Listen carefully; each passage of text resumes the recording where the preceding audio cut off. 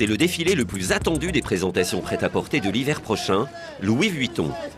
Après avoir dirigé pendant 16 ans le vaisseau amiral du groupe LVMH, l'Américain Marc Jacobs cède le flambeau au Français Nicolas Guéquier, qui lui-même avait passé 15 ans à reconstruire la maison Balenciaga. Une première collection calme, sereine, accessible. La première idée, c'était que ce soit facile. Ça veut dire beaucoup de choses et pas grand-chose. Je voulais que ce soit sans effort, que ça ait l'air vraiment d'être une garde-robe, qu'on ait ouvert la garde-robe, le vestiaire de plusieurs femmes et que ce soit les pièces les plus évidentes, les plus impactantes. Louis Vuitton pèse 7 milliards d'euros de chiffre d'affaires. La maroquinerie, elle, assure 80% des ventes.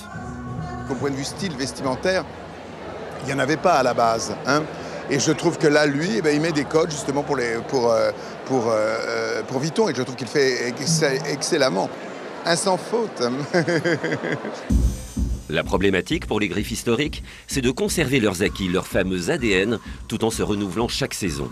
Chez Dior, Raf Simons modernise le romantisme d'un après-guerre florissant dans un 21e siècle digital. Il a complètement intégré les codes de Dior, c'est-à-dire il a maintenant la silhouette de Dior tellement maîtrisée, je dirais, dans sa tête, qu'il peut prendre sa liberté et de faire autre chose.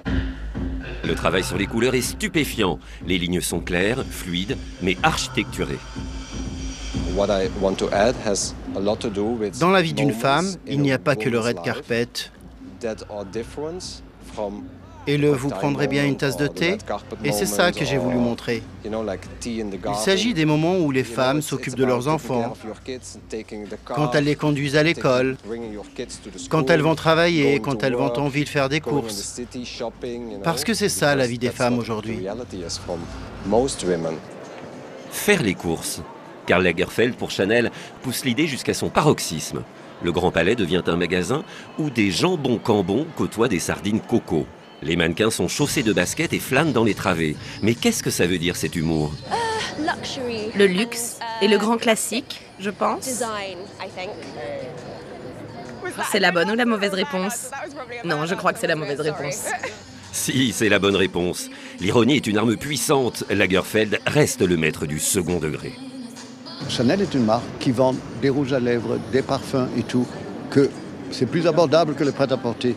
Mais pour que ce message passe et que les gens le voient, il faut un décor, il faut une ambiance. Ça sera vu dans le monde entier. Une fille qui sort d'une porte avec des robes bien ou mal, la question n'est pas là, ça n'intéresse que les gens de la mode. La grande tendance pour l'hiver prochain, les années 60.